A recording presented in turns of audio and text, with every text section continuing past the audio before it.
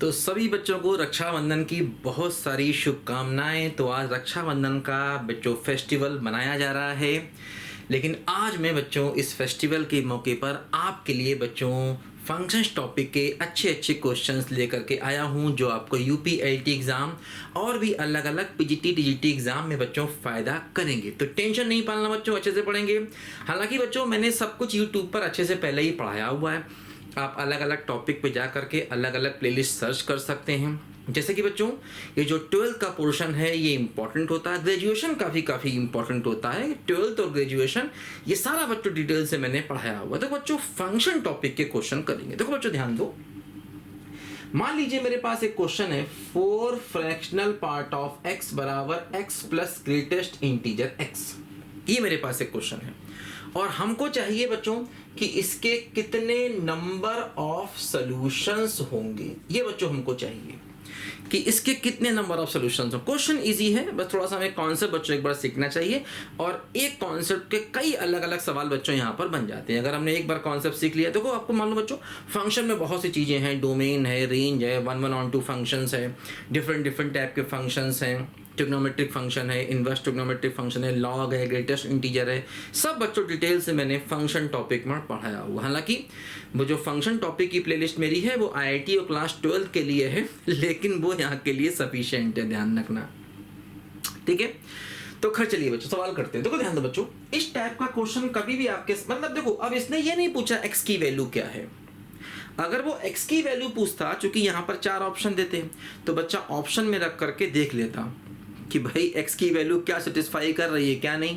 जैसे कि मान लीजिए मैं आपको 4 ऑप्शन देता हूँ, मैं कहता हूँ x की वैल्यू क्या है, तो बच्चा वो x की वैल्यू पुट करके देख लेता, क्रॉस मतलब उसको क्रॉस चेक करके, तो समझ जाता क्या सेटिस्फाई कर रहा है। इसलिए वो x की वैल्यू नहीं पूछते हैं, वो पूछते हैं कितने x आएंगे जो इसको सेटिस्फाई करेंगे। नंबर ऑफ सोल्यूशंस पूछा है, सवाल छोटा है लेकिन टेक्निकल है। देखो ध्यान दो बच्चों, क्या करना होगा। देखो बच्चों इसमें क्या होगा, सबसे पहला काम ध्यान देना बच्चों, स्मॉल x की वैल्यू हमेशा होती है greatest integer plus fractional part. अच्छा ग्रेटेस्ट इंटीजर आप जानते हैं, ये सिंबल किसका है, ये सिंबल है ग्रेटेस्ट इंटीजर फंक्शन का, और ये सिंबल किसका है, ये सिंबल है बच्चों फ्रैक्शनल पार्ट ऑफ x का। इन बातों को समझते हैं आप लोग। देखो क्या होता है बच्चों, समझो ध्यान से। जैसे कि मान लीजिए अगर मैंने x को लिया फॉर एग्जांपल 2.4, तो इसका जो ग्रेटेस्ट इंटीजर पार्ट होगा वो 2 होगा, है ना। मतलब आप बेसिकली ऐसे समझ सकते हैं, ग्रेटेस्ट इंटीजर पार्ट का मतलब उसका इंटीजर पार्ट, और जो उसका डेसिमल के बाद वाला पार्ट है वो उसका फ्रैक्शनल पार्ट। तो कोई भी नंबर अगर x हमारे पास है तो उसका ग्रेटेस्ट इंटीजर पार्ट होता है और फ्रैक्शनल पार्ट होता है। डिटेल से मैंने पढ़ाया हुआ है। फंक्शन टॉपिक में जाइए बच्चों, प्लेलिस्ट में जाइए, मेरे चैनल की प्लेलिस्ट में जाइए, वहाँ फंक्शन टॉपिक है। वो फंक्शन टॉपिक हालांकि क्लास 12 और आईआईटी के लिए है, लेकिन डिटेल्ड है बच्चों, है ना, उससे ज़्यादा यहाँ नहीं आता है, बहुत अच्छे से है। और वैसे भी आप चाहें तो मेरा एप्लीकेशन HD मैथमेटिक्स डाउनलोड कर सकते हैं। आपको अपने प्ले स्टोर पर बच्चों मेरा एप्लीकेशन HD मैथमेटिक्स मिल जाएगा। उसमें यूपी एलटी का अलग कोर्स है, उसमें पीजीटी टीजीटी का भी अलग कोर्स है। सारे कोर्सेज बच्चों वहाँ पर अलग अलग हैं, हर एक पीजीटी हर एक टीजीटी अलग अलग स्टेट के सारे वहाँ पर कोर्स हैं, है ना। आपको यूपीएससी का भी वहाँ कोर्स मिलेगा, जो बच्चे तैयारी करना चाहें। आपको CSIR नेट का भी मिलेगा, आपको IIT JAM का ही मिलेगा। मतलब हायर मैथ्स के जितने कोर्स हैं बच्चों वो सब आपको मेरे HD मैथमेटिक्स एप्लीकेशन पर मिलेंगे। तो ये बच्चों इंडिविजुअल कोर्स है अलग से, जिसमें आप यूपी एलटी की तैयारी अलग से कर सकते हैं। तो आप उस कोर्स को परचेस करना होगा, वहाँ पर वो थोड़ा सा पैसा लगेगा, लेकिन आपको पूरे साल के लिए कोर्स मिल जाएगा। और अभी आजकल तो उसमें ऑफर भी चल रहा है राखी का। खैर चलो, तो बच्चों क्या होता है, मतलब स्मॉल x जो होता है ये हमेशा ग्रेटेस्ट इंटीजर और इन दोनों के सम के बराबर होता है। आप कोई भी रियल नंबर लेंगे, है ना, वो रियल नंबर इन दोनों के सम के हमेशा बच्चों यहाँ पर बराबर होता है, ध्यान रखना। देखो हम यही काम करेंगे। और एक बात ध्यान रखना, जो फ्रैक्शनल पार्ट होता है ना, इसकी वैल्यू हमेशा 0 और 1 के बीच में होती है। भाई फ्रैक्शनल पार्ट का मतलब ही डेसिमल के बाद का पार्ट। हाँ वो 0 हो सकता है, जैसे कि मान लो अगर आपने x को इंटीजर ले लिया, है ना, तो क्या होगा, इसका ग्रेटेस्ट इंटीजर पार्ट तो 4 हो जाएगा, लेकिन इसका फ्रैक्शनल पार्ट 0 हो जाएगा। तो फ्रैक्शनल पार्ट की जो वैल्यू है वो हमेशा 0 और 1 के बीच में रहती है हमेशा। ठीक है। तुमको कि बहुत लेंदी सवाल, लेंदी नहीं है बेटा, कॉन्सेप्ट सीख लो, क्योंकि ऐसे बहुत सवाल एग्जाम में आते रहते हैं और ये भी बहुत इंपॉर्टेंट सवाल खुद में भी है, आया हुआ है कई अलग अलग जगहों पर। बात समझे? देखो तो ध्यान रखना क्या मैंने बताया, सबसे पहला काम हम करेंगे स्मॉल x को greatest integer plus fractional part of x के बराबर यहां पर रख देंगे। देखो ये क्या हो जाएगा, ये हो जाएगा 4 फ्रैक्शनल पार्ट ऑफ x, ये वैल्यू पुट कर दो, greatest integer plus fractional part plus greatest integer, ठीक है, ये इधर जाएगा तो क्या हो जाएगा 3 फ्रैक्शनल पार्ट और ये हो जाएगा क्या बोलो 2 ग्रेटेस्ट इंटीजर। अब हम क्या करेंगे, फ्रैक्शनल पार्ट की वैल्यू को ग्रेटेस्ट इंटीजर के टर्म में निकाल लेंगे। बात समझो, फ्रैक्शनल पार्ट की वैल्यू को ग्रेटेस्ट इंटीजर के टर्म में निकाल लेंगे, हमेशा इस सवाल में ही करना है। अब देखो ध्यान दो, होगा क्या बच्चों, यहाँ पर जो हमारा फ्रैक्शनल पार्ट होता है उसकी वैल्यू मैंने क्या बताई 0 और 1 के बीच होती है, रख दो इसको। ये मत समझना सवाल लंबा नहीं है बच्चों, इस प्रकार के सवाल यहाँ पर आते हैं, है ना, जो सवाल 1 मिनट के अंदर या 1.5 मिनट के अंदर हो जाए वो इंपॉर्टेंट आता है, ये सब फटाफट करना होगा, मैं तो डिटेल समझा रहा हूँ ना आपको। देखो ध्यान दो, अब यहाँ से 3 क्रॉस मल्टीप्लाई कर दो, तो 3 क्रॉस मल्टीप्लाई करोगे तो ये ऐसे हो जाएगा भाई, 3 तीनों में क्रॉस मल्टीप्लाई कर दिया, अब 2 से डिवाइड कर दो तो 0 और हो गया ग्रेटेस्ट इंटीजर लेस देन 3/2। देखो ध्यान दो बच्चों, अब ग्रेटेस्ट इंटीजर आ गया 0 और 3/2 के बीच में। देखो जो ग्रेटेस्ट इंटीजर होता है उसकी वैल्यू हमेशा इंटीजर होगी, ध्यान रखना, ग्रेटेस्ट इंटीजर की वैल्यू बच्चों हमेशा ही इंटीजर होती है, बस समझे। तो क्या होगा बच्चों, यहां पर हम ग्रेटेस्ट इंटीजर की वैल्यू या तो 0 ले सकते हैं या फिर 1 ले सकते हैं, क्योंकि देखो इनके बीच में इकलौता इंटीजर केवल 1 ही है और 0 के इक्वल है तो 0 को भी ले सकते हैं। तो यहां से ग्रेटेस्ट इंटीजर की आपको 2 वैल्यू मिली, लेकिन हमें तो चूंकि नंबर ऑफ सॉल्यूशन चाहिए, मतलब x चाहिए। x क्या होगा, x होगा ग्रेटेस्ट इंटीजर और फ्रैक्शनल पार्ट का सम। तो ग्रेटेस्ट इंटीजर तो आपको मिल गया, अब आपको फ्रैक्शनल पार्ट निकालना होगा, वो यहां से निकल आएगा, क्योंकि अगर आप ग्रेटेस्ट इंटीजर को 0 लेंगे, मान लो अपने ग्रेटेस्ट इंटीजर को 0 यहां रखा, तो फ्रैक्शनल पार्ट की वैल्यू भी क्या मिल जाएगी 0, बोलो मिल जाएगी। अगर आपने ग्रेटेस्ट इंटीजर को 1 लिया, अगर आपने ग्रेटेस्ट इंटीजर को 1 लिया तो यहां से फ्रैक्शनल पार्ट क्या मिल जाएगा, यहां से फ्रैक्शनल पार्ट मिल जाएगा 2/3। तो देखो 2 अलग अलग सेट आ गए, हमें चाहिए क्या बोलो x, हमें क्या चाहिए बोलो x चाहिए। तो बस एक बार x की वैल्यू इन दोनों को पुट करके निकाल लो भाई, ग्रेटेस्ट इंटीजर को 0 लो, फ्रैक्शनल पार्ट को 0 लो, इसको यहां रखो तो x की एक वैल्यू मिल गई 0।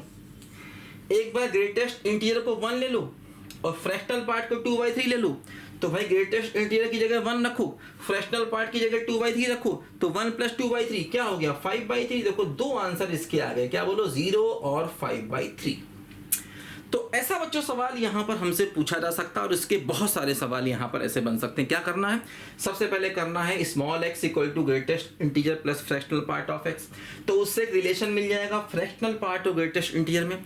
फ्रैक्शनल पार्ट की वैल्यू हमेशा 0 1 के बीच में होती है, उसको रख करके ग्रेटेस्ट इंटीजर की वैल्यूज मिल जाएंगी, वो वैल्यूज लेकर के ग्रेटेस्ट इंटीजर की, जैसे यहाँ पर इन दोनों के बीच में चूंकि ग्रेटेस्ट इंटीजर का रिजल्ट हमेशा इंटीजर होता है, ऐसा समझो ध्यान से।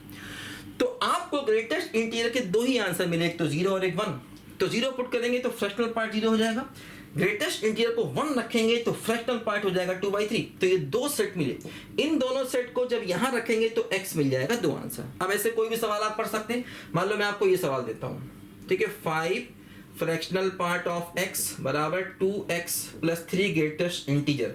अब आपसे ये सवाल पूछा जा सकता है, आप कर सकते हैं, ग्रेटेस्ट इंटीजर x और फ्रैक्शनल पार्ट इन तीनों में मिला करके आप कोई भी एक इक्वेशन बना सकते हैं और उसके नंबर ऑफ सॉल्यूशंस आप पूछ सकते हैं, ठीक है ना। तो सवाल करने के साथ साथ बच्चों यहाँ पर सवाल बनाना भी सीखना है, कोई टेंशन नहीं है। टेंशन कहाँ जाएगा बच्चों, पेंशन लेने। मस्त हो गए, पढ़ना है, पढ़ाई में एंजॉय करना है, मैथ्स में एंजॉय करना। जिस दिन हमने मैथ्स में एंजॉय करना सीख लिया उस दिन बच्चों हम सब कुछ यहाँ पर कर सकते हैं। तो ये अच्छे अच्छे सवाल है सारे, देखो ध्यान दो। जैसे एक डोमेन का बड़ा इंपॉर्टेंट सवाल है, बहुत बार आया है, हर जगह करीब करीब आता रहता है। देखो ध्यान दो, मान लो एक फंक्शन हमको दिया है और ऐसे करके है √mod x - 1 upon 2 minus mod x, और हमसे कहा जाए इसका डोमेन आप फाइंड करके हमको हल्के से बता दीजिए। डोमेन फाइंड कर दीजिए। देखो ध्यान दो बच्चों, डोमेन में क्या होता है, हमेशा रूट अगर आता है तो रूट के अंदर की चीजों को क्या करना होता है, पॉजिटिव करना होता है। मालूम है आपको? अरे भाई नहीं मालूम, जाके पढ़ लो। ठीक, देखो ध्यान दो। अब देखो एक काम करो, मॉडुलस है, हम क्या करें, मॉडुलस को अल्फा मान लें फॉर एग्जांपल लेट, तो क्या हुआ, alpha minus 1/2 minus alpha greater equal to 0। इसको इधर क्रॉस मल्टीप्लाई कर दें। नहीं नहीं नहीं, भूल के भी नहीं करना, क्योंकि ये पॉजिटिव है या नेगेटिव हमको नहीं मालूम, तो ऐसे केस में क्रॉस मल्टीप्लाई सरासर महापाप है, अन्याय है, गणित के साथ में अन्याय है बच्चों। तो ये पाप, ये अन्याय हमको नहीं करना है।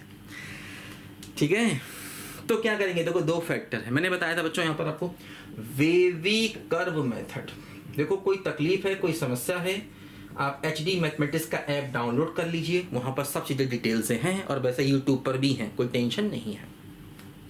ठीक है, तो वेवी कर्व मेथड क्या कहता है, देखो यहाँ पर चूंकि दो फैक्टर हैं, लेकिन समस्या है यहाँ पर वेरिएबल का कोफिशिएंट निगेटिव है, तो वेरिएबल का जो कोफिशिएंट है बच्चों पॉजिटिव करना होता है। तो उसके लिए क्या करोगे, आप दोनों तरफ -1 से मल्टीप्लाई कर दो, क्या डिवाइड कर दो, एक ही बात है भाई। इधर भी चूंकि -1 से करोगे तो क्या होगा, ऐसा कर लो 1/-1, लेकिन जब आप निगेटिव से मल्टीप्लाई डिवाइड करते हो तो इनइक्वालिटी चेंज होती है ना, तो इनइक्वालिटी चेंज हो जाएगी। क्यों किया, अरे भाई जिससे ये अल्फा -2 हो जाए इसलिए किया, दोनों तरफ -1 से डिवाइड कर दिया, लेकिन इन इक्वेशन को चेंज करना पड़ गया। ध्यान देना, अब ये क्या हुआ, ये तो अल्फा -1 ही रहा, ये हो गया अल्फा -2 और लेसर इक्वल टू 0। भाई 0/एनीथिंग 0 ही रहता है, इन इक्वेशन को चेंज किया। अब दो फैक्टर हैं, दोनों में अल्फा का कोफिशिएंट पॉजिटिव है। नंबर लाइन बनाएंगे, अल्फा की एक वैल्यू यहां से 1 आएगी, अल्फा की एक वैल्यू यहां से 2 आएगी, ऐसे करना होगा, ऐसे ऐसे, पॉजिटिव नेगेटिव पॉजिटिव, बता दो बच्चों। इक्वल है तो यहां पर डॉट आएगा और यहां पर आता है हमेशा सर्कल। तो हमने क्या किया बच्चों, यहां पर अल्फा की वैल्यू को ले लिया 1 से लेकर के 2 तक, और चूंकि हमें यहां पर लेस देन 0 चाहिए, नेगेटिव चाहिए, तो अल्फा हो गया ये वाले पार्ट में, क्योंकि लेस देन 0 का मतलब नेगेटिव, और यहाँ पर डॉट है, डॉट का मतलब होता है 1 पर इक्वल लेना है, और यहाँ सर्कल है तो 2 पर इक्वल नहीं लेना है। ये अल्फा की वैल्यू आई, लेकिन हमें तो क्या चाहिए, डोमेन चाहिए, डोमेन का मतलब x चाहिए, x, तो अल्फा को रख दो वापस। अब यहां से बोलो x क्या आएगा याद है, मॉडुलस, याद है बच्चों, मॉडुलस, बात समझ गए। रूट के अंदर की चीजों को पॉजिटिव करना होता है हमेशा, बड़ा इंपॉर्टेंट सवाल है, बहुत जगह आया हुआ है, आ सकता है, बहुत जगह आया हुआ है, हमें लगता है करीब करीब PGT TGT है ना, जितने भी इंजीनियरिंग एग्जाम सब में आया हुआ है सवाल, बहुत इंपॉर्टेंट। यहाँ पर उठाई मैं सवाल ऐसे रहा हूँ जो मोस्ट इंपॉर्टेंट है।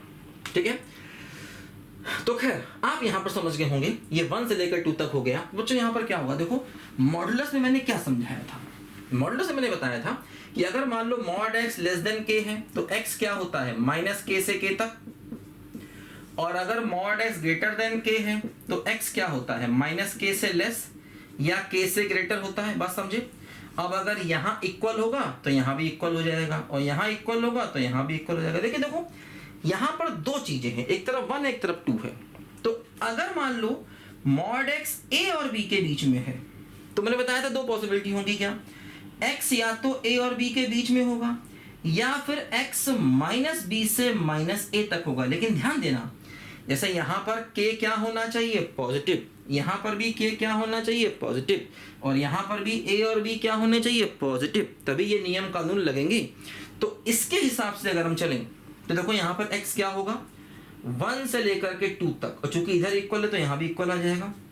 और दूसरा केस क्या बनेगा बोलो, -b से -a, तो दूसरा केस बच्चों यहाँ पर बनेगा -2 से -1 तक। तो देखो इन दोनों का यूनियन लेंगे, वही हमारा आंसर है, मतलब 1 से 2, और यहाँ पर इसको हम इंटरवल फॉर्म में भी लिख सकते हैं, इसको देखो हम ऐसे भी लिख सकते हैं, है ना, क्लोज इंटरवल 1 और 2 पर ओपन, और यूनियन -2 पर ओपन, -1 पर क्लोज। तो बच्चों ये हमारे क्वेश्चन का यहाँ पर मस्त बढ़िया आंसर आ जाएगा, कोई टेंशन बच्चों यहाँ पर नहीं लेना, टेंशन जाएगा पेंशन में। अच्छा सवाल बच्चों यहाँ पर हम लोगों ने यहाँ पर कर लिया। देखो ध्यान दो, एक दो और अच्छे सवाल यहाँ पर करते हैं। जैसे कि मैं चाहता हूँ कि आप रेंज का एक अच्छा सवाल करें। रेंज जानते हो ना, जैसे डोमेन का मतलब होता है एक्स की वैल्यू, वैसे ही रेंज का मतलब बच्चों क्या होता है, वाई की वैल्यू। मत समझ गए? डोमेन का मतलब क्या होता है बच्चों, एक्स की वैल्यू, और रेंज का मतलब बच्चों क्या होता है, वाई की वैल्यू। तो यहाँ पर आप एक सवाल नहीं सीख रहे हैं, यहाँ पर आप एक साथ कई कई सवाल सीख रहे हैं। ये सब बच्चों यहाँ पर इंपॉर्टेंट क्वेश्चन है। देखो ध्यान दो बच्चों, फॉर एग्जाम्पल बच्चों हमारे पास एक ऐसा क्वेश्चन है, y बराबर 1/1 + 3 sin x। इंपॉर्टेंट सवाल है, ध्यान रखना। और ऐसे बहुत से सवाल आते हैं, हमसे कहा जाए क्या, इसका रेंज बताइए। रेंज क्या बताना है बच्चों, बोलो, इसका रेंज बताना है, रेंज। देखो ध्यान दो बच्चों, अच्छा सवाल है ना। ये राखी बांधी है, थोड़ा लूज हो गई है, कोई बात नहीं। देखो ध्यान दो, इसका रेंज बताना है। देखो साइन एक्स का रेंज आप जानते हो कि नहीं? अरे बताओ भाई, जानते हो कि नहीं? -1 से 1 तक होता है, याद है सबके रेंज। साइन का रेंज क्या होता है, -1 से 1 तक। कॉस का भी क्या होता है, -1 से 1 तक। टेन कॉट का क्या होता है, -∞ से ∞ तक। सेक और कोसेक का क्या होता है, या तो -1 से कम या 1 से ज़्यादा, याद है? खैर देखो, अब इसमें 3 से कर दो मल्टीप्लाई, तो क्या हो गया, 3 sin x। 3 से कर दिया तो यहाँ -3 और यहाँ +3। 3 से मल्टीप्लाई कर सकते हैं, 3 पॉजिटिव वैल्यू। पॉजिटिव नंबर से मल्टीप्लाई करते हैं तो इन इक्वेशन पर फर्क नहीं पड़ता। 1 ऐड कर दो तो 1 + 3 sin x हो गया। 1 ऐड कर दिया, यहाँ क्या हो गया, -2 और यहाँ क्या हो गया, 4। ठीक, 1 ऐड कर दिया। अब इसका उल्टा कर दो, तो इसका उल्टा कर दिया, इसका उल्टा कर दिया तो यहाँ पर भी उल्टा हो गया और यहाँ पर भी उल्टा हो गया। अब ऐसे ऐसे ऐसे ऐसे नहीं होगा, बस यहीं पर हम गड़बड़ कर जाएंगे। तो क्या करें, तो क्या करें, कैसे उल्टा करें, रेसिप्रोकल कैसे करें, इन इक्वेशन में रेसिप्रोकल कैसे करें? भाई देखो, इन इक्वेशन में हमने पॉजिटिव नंबर से मल्टीप्लाई किया, कोई दिक्कत नहीं आई, कुछ ऐड किया, कोई दिक्कत नहीं आई, लेकिन अगर नेगेटिव नंबर से मल्टीप्लाई करते हैं तो इन इक्वेशन चेंज होती है। अब सवाल ये आता है, क्या इन इक्वेशन में उल्टा कर सकते हैं? कर सकते हैं, कुछ नियम कानून हैं, समझ लेते हैं। देखो ध्यान दो, ये सवाल तो बात समझ गए हम। बोलो कहाँ से कहाँ तक आया, ये आया 1 + 3 sin x की वैल्यू आई, क्या बोलूँ, -2 से 4 तक आई। अब इसका उल्टा करना है, यहाँ पर प्रॉब्लम हो रही है। देखो ध्यान दो, क्या होता है बच्चों, इन इक्वेशन में कुछ भी करना हो तो थोड़ा संभाल के हमें करना होता है।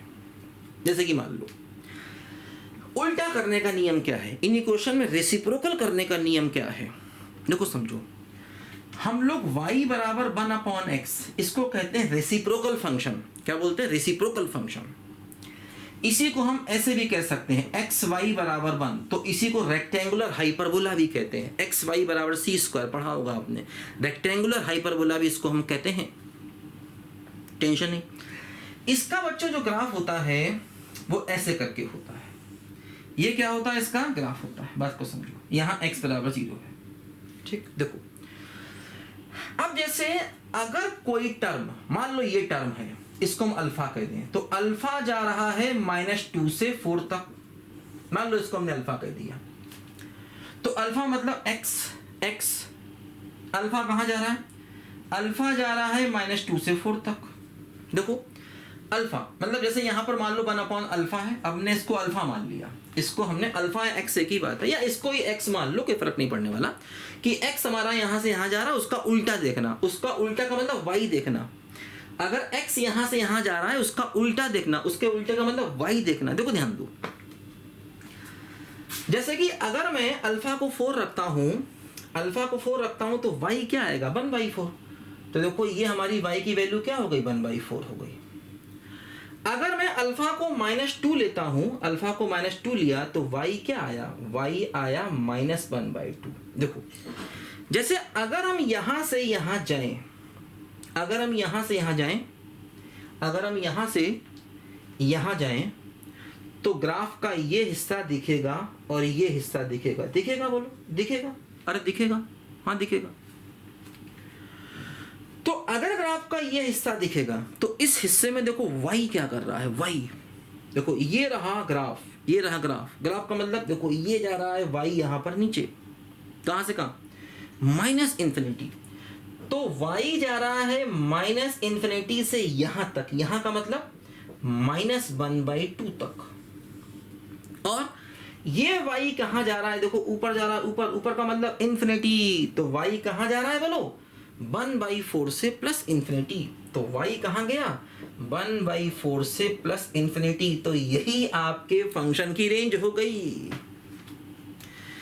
यही बच्चों आपके फंक्शन की रेंज हो गई। दिमाग वैसे तो याद कर सकते हो कि यार निगेटिव से पॉजिटिव जाए अगर, तो उसका उल्टा क्या होगा, माइनस इन्फिनिटी से इस नेगेटिव वाले का उल्टा, और प्लस इसके उल्टे से इन्फिनिटी तक। याद कर, दिमाग में रख सकते हो चाहे तो, लेकिन ग्राफ चलेगा तभी अच्छे सारी चीजें होंगी।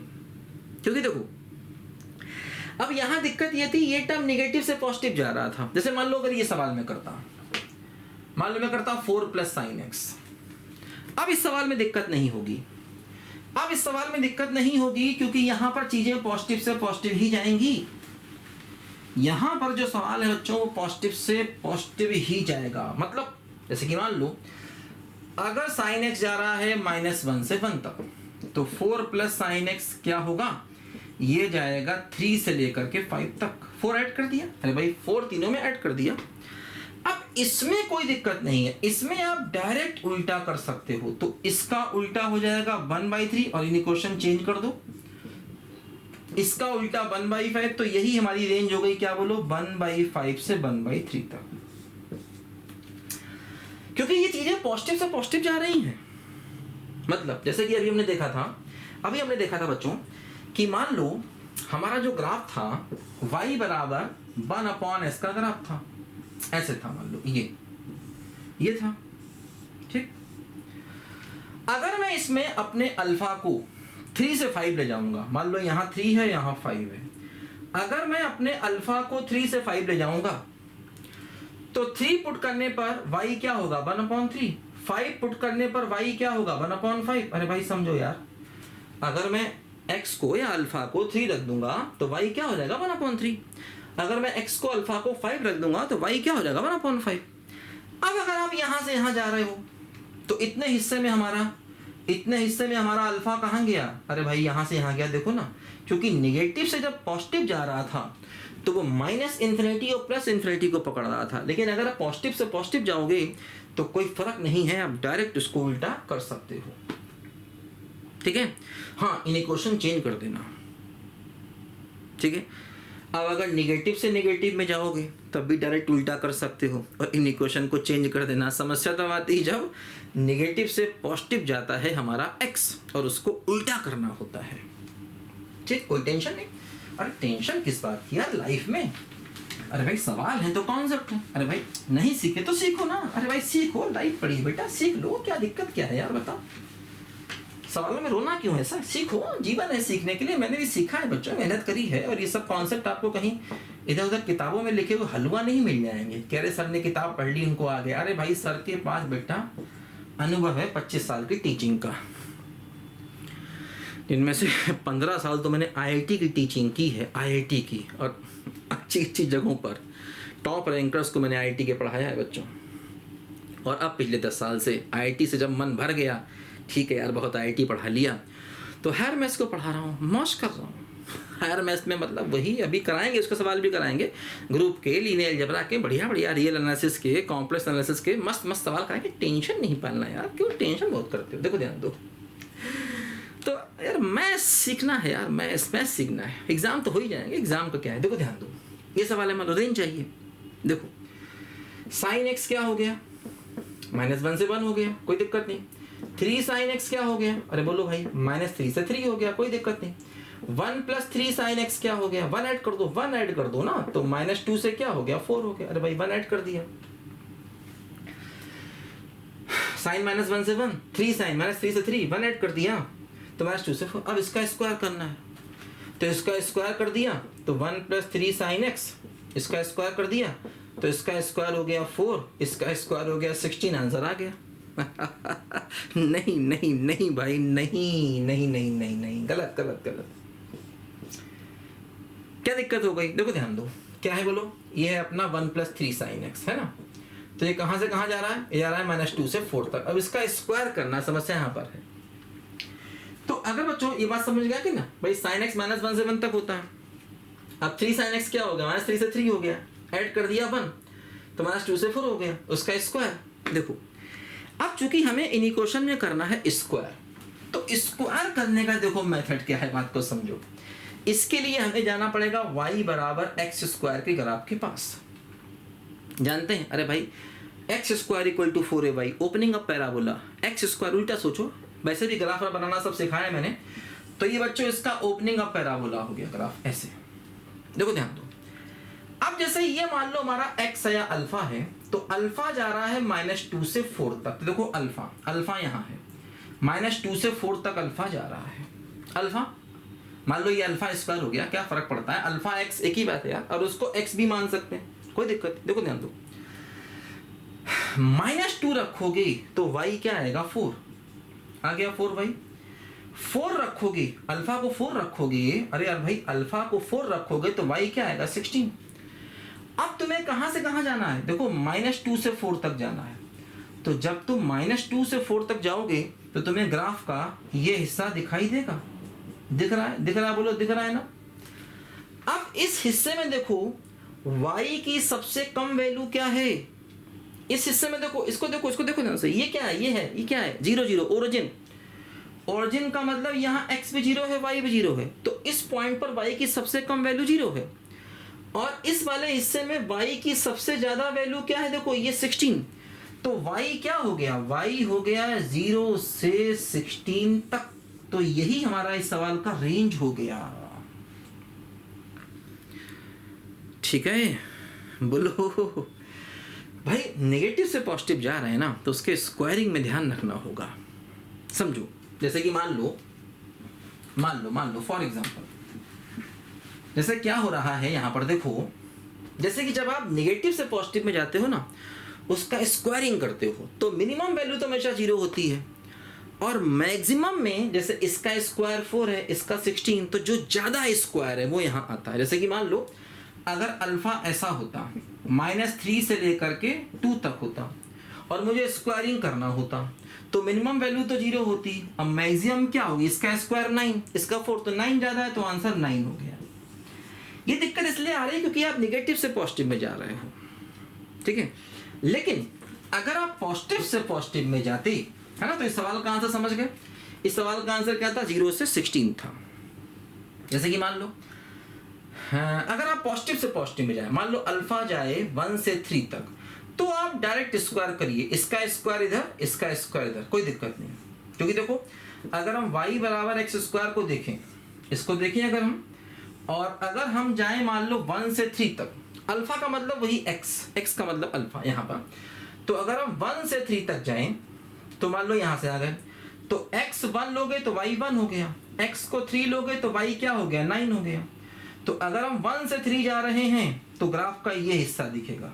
तो देखो इस हिस्से में मिनिमम वैल्यू 1 हो गई, मैक्सिमम 9 हो गई। y की वैल्यू देखो ना, रेंज का मतलब बच्चों y की वैल्यू, रेंज का मतलब बच्चों क्या है? y की वैल्यू। तो सवाल तो बच्चों यहाँ बनते रहते हैं एक से एक बढ़िया, ये मैथमेटिक्स है, यहाँ एक से एक, है ना, मज़ेदार, है ना, जायकेदार सवाल बनते हैं। कराए हैं मैंने, सारे कराए हैं। तो आप YouTube से ही पढ़ सकते हो, HD मैथमेटिक्स का एप्लीकेशन डाउनलोड कर लो, वहाँ पर भी आपको डिटेल्ड वीडियो हैं, और YouTube के वीडियो अलग हैं और उधर एप्लीकेशन के अलग हैं। जैसे ये वीडियो YouTube का है तो ये YouTube में है, ये एप्लीकेशन में नहीं है, लेकिन एप्लीकेशन में और भी बढ़िया बढ़िया सवाल हैं। मेथड सारे वही, चूँकि मैं ही पढ़ा रहा हूँ, तो मैं पढ़ाऊँगा तो भाई मेथड तो अच्छे हैं ही सारे। ठीक है बच्चों, मिलते हैं अगले वीडियो पर बेटा, बाय बाय।